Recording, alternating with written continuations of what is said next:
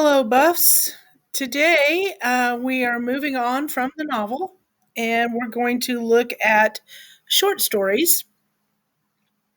Um, by now, you should be close to completing your novel or have already completed the novel.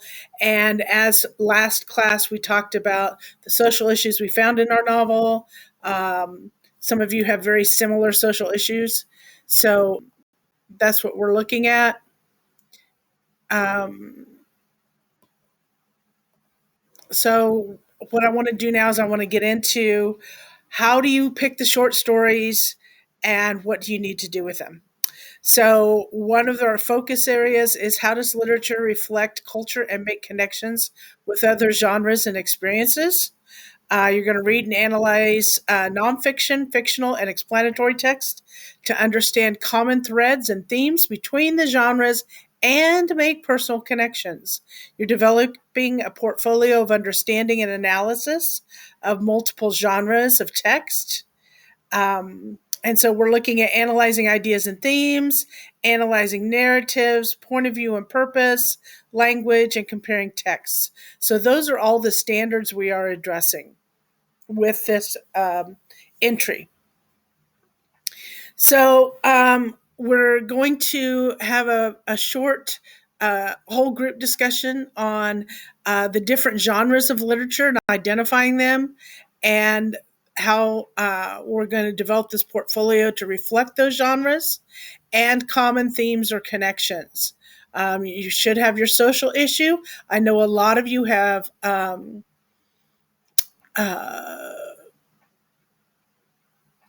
social media as one of your issues. Many of you have racism as one of your social issues, and many of you have um, the effects of the pandemic as your social issue as well. So we're going to look at that. And using your social issue, we're going to find two short stories to read and analyze.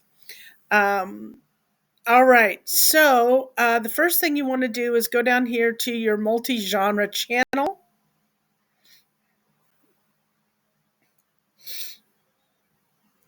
And you want to find the entry for short stories. All right. So there's the multi genre project that we talked about last class. Here is the short story entry. So you can use both paper and digital options. The options from your textbook, they are found in the textbook, which is over on the shelf. So we have everyday use on page 765, everything stuck to him on page 781, the leap on page 795, occurrence at Owl Creek Bridge on page 829, the jilting of Granny Weatherall from page 843, um, White Heron on page 433, Notorious Jumping Frog of Calaveras County on page 419. We also have the online text uh, that you can access using the homepage on Teams. And these don't have page numbers. I've just arranged them according to unit. So you'll access the online text. Go into Unit 6. You can use The Man Descend Rain Clouds, The Telltale Heart, Ambush, or House Painting. Unit 3, you can use The Story of an Hour. Unit 2, you can use Young Goodman Brown. Or Unit 1, you can use The Pedestrian. If this doesn't appeal to you or you'd much rather do an online version, I have given you several short stories that you can use, and all you have to do is click. I've given you the texts for you. So, for example, if racism was one of your social issue, you might want to look at Everybody Knew Bubba Riff, Emmy Not Amico, Borders, or even Thank You, Ma'am. All right. So those would be good ones to pick for racism. Bullying would be the answer is no. This also deals with abuse. Um, and possibilities would be another one that you could select. So what you're going to do then is you are going to use either Sift or Soapstone to analyze these short stories. So you'll pick a short story, you'll read it, and then you'll analyze it. Okay? So let's look.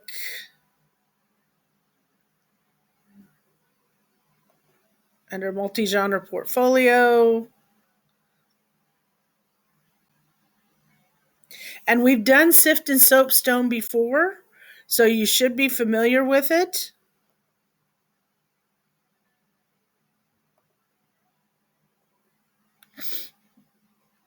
Okay?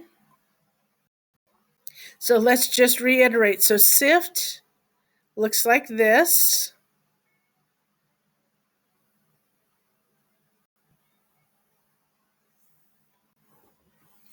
So by the literary devices used, you're going to provide quotes and page numbers of examples from the text.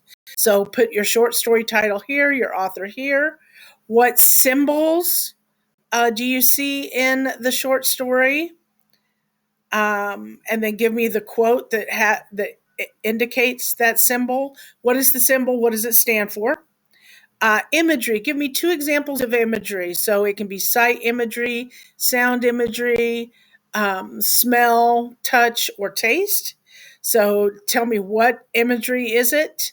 And then give me the quote from the short story that indicates the sentence that shows the image.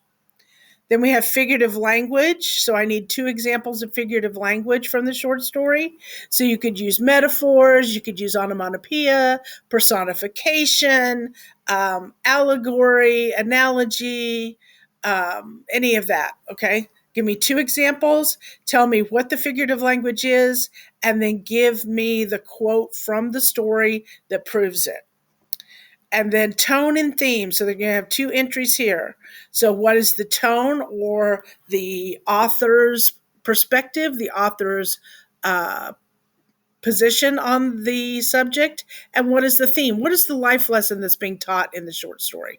What is the truth about life? Once you've got all of down here, and do the analysis paragraph. So you're going to take all of this information and put it into sentence and paragraph format, and that is your analysis paragraph. Okay? So that's Sift. Soapstone is very similar. We've done Soapstone many times in the past. So this is just another way to show your mastery of this skill of analysis. You're going to identify the lit devices, provide a quote and the page number.